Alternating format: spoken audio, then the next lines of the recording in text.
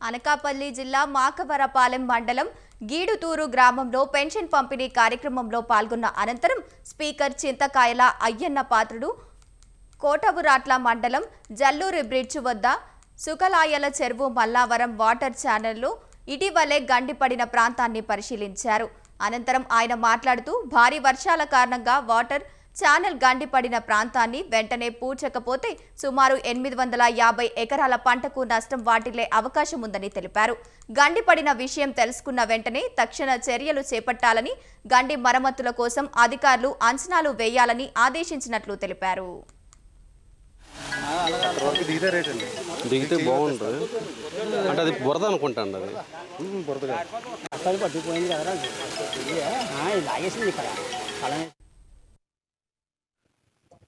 ఈరోజు పెన్షన్ల పంపిణీ విషయంలో మాకవరపాలెం మండలం గిడితూరు గ్రామంలో రావడం జరిగింది. వచ్చిన తర్వాత అక్కడ చెరువు, ఏ చెరువు అది సుకలై చెరువు అని, ఆ చెరువుకు వచ్చే ఛానల్, వాటర్ ఛానల్ మన వర్షాలకి, భారీ వర్షాలకి గండిపడింది. ఆ గండి పడడం వల్ల వాటర్ అంతా పోతుంది. అది ఇమీడియట్ గా టేకప్ చేయకపోతే సుమారు 850 ఎకరాల వరకు పంట నష్టం వచ్చే ప్రమాదం.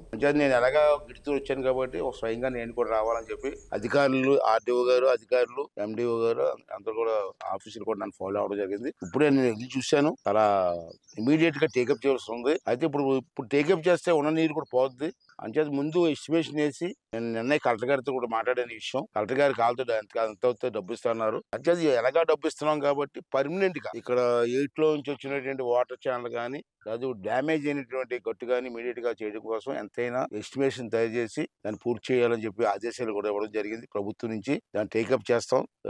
ఈ సీజన్ పూర్తి అయినంటే నెక్స్ట్ సీజన్ లో ఏ ఇబ్బంది లేకుండా చేయడం కోసం అన్ని చర్యలు కూడా నేను టేకప్ చేస్తానని చెప్పి మీకు మనం చేస్తున్నాను. రెండోది ఏంటంటే మనకు ఉన్నటువంటి మేజర్ రిజర్వాయర్ లో తాండవ రిజర్వాయర్, అది నాతవారు మండలంలో ఉంటుంది. ఆ తాండవ రిజర్వాయర్ కింద 53,000 ఎకరాలు సాగు అవుతుంది. ఎప్పుడో పెద్దలు కట్టారు రిజర్వాయర్, మనం కట్టింది కాదు. ఆ రిజర్వాయర్ మనం కాపాడుకోవాలి. తక్కువ కదా, 53,000 ఎకరాలు సాగు అవుతుంది రైతులకి. అంచేత అక్కడ పాకిరావుపేట ఏరియా కానీ, తుని ఏరియా కానీ